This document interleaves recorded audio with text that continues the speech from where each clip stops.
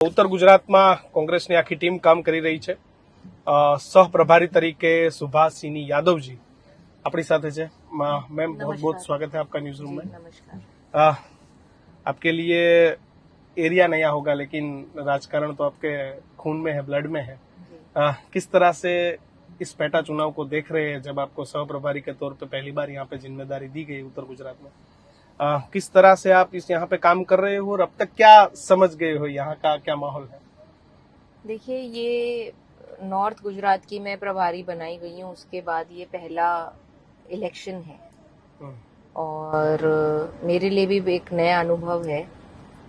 पर जिस तरीके से मैं अपने पहले भी जब से मैं प्रभारी बनी हूँ, मैंने दौरे किए हैं उत्तर गुजरात में.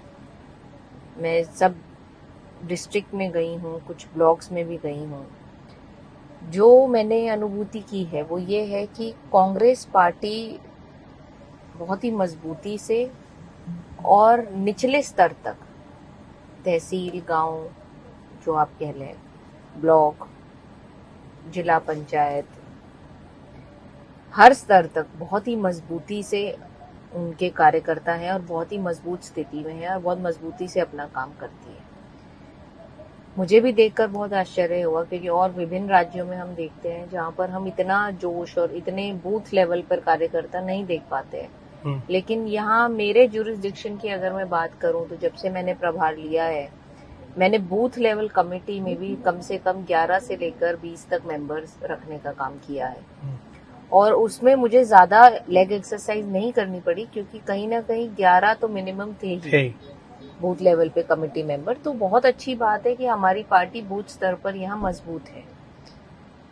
जितने भी कार्यकर्ता हैं वो कर्मठ हैं, डेडिकेटेड हैं, इधर से उधर कहीं नहीं जाते. उनकी विचारधारा कांग्रेस पार्टी से जुड़ी हुई है. आई बात वाव इलेक्शन की. वाव के जब इलेक्शन की घोषणा हुई तो हम लोगों ने एक मीटिंग करी गुजरात में, अहमदाबाद में, और वाव में भी एज एन ऑब्जर्वर मैं AICC से आई थी. और हम लोगों ने ये डिसाइड किया यहाँ से हमको एक ऐसा प्रत्याशी देना है जो जनता का प्रत्याशी है. समाज से उठ के एक ऐसी सोशल इंजीनियरिंग हमने की है जो समर्थन और स्नेह और प्यार ज्ञानीबेन ठाकुर को मिला 2024 के लोकसभा चुनाव में. उसी के मद्देनजर रखते हुए इस यहाँ पर गुलाब सिंह जी, जो पूर्व युवा अध्यक्ष भी रहे हैं, उनको चुना गया है यहाँ का प्रत्याशी. लोकप्रिय प्रत्याशी है, सरल, साधारण और बहुत ही अच्छी विचारधारा और शराफत का प्रतीक है. बिल्कुल. और जहाँ तक कि मैं देख पा रही हूँ जिस तरीके से जनता का समर्थन मिल रहा है, तो हम लोग यहाँ बहुत अच्छी पोजीशन में और ये हम चुनाव जीतने वाले हैं. यहाँ पे खासकर 2 कम्युनिटी चलती है, ठाकुर और चौधरी. इस बार आपका उम्मीदवार ठाकुर नहीं है, नॉन ठाकुर उम्मीदवार रखा है. जबकि ज्ञानीबेन 2 बार विधायक और 1 बार सांसद जो ठाकुर समाज से आते हैं वो चुने गए हैं. देखिए, मैंने वही बात की कि इस बार जो कैंडिडेट चुने गए हैं वो समाज से उठकर और इस मद्देनजर चुने गए हैं कि ज्ञानीबेन ठाकुर अब एक केवल ठाकुर समाज का चेहरा नहीं रही है.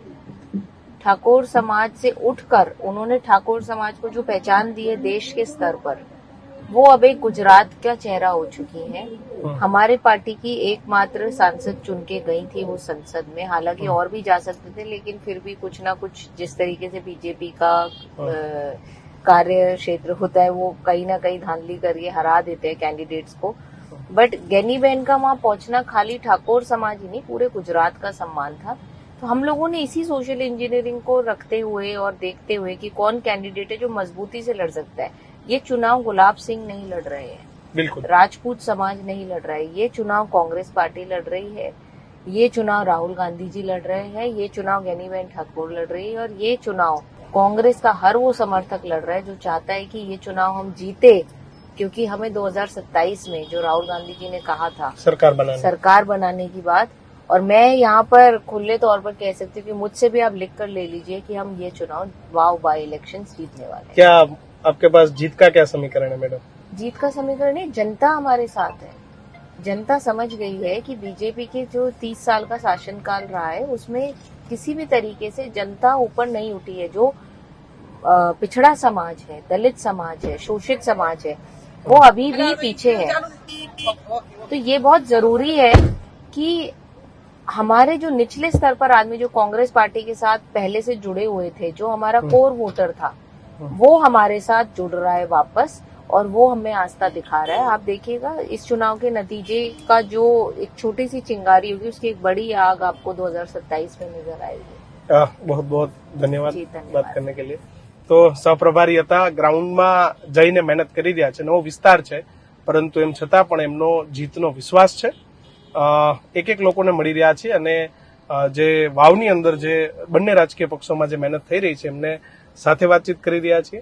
જોતા રહેજો ન્યૂઝરૂમ। નમસ્કાર।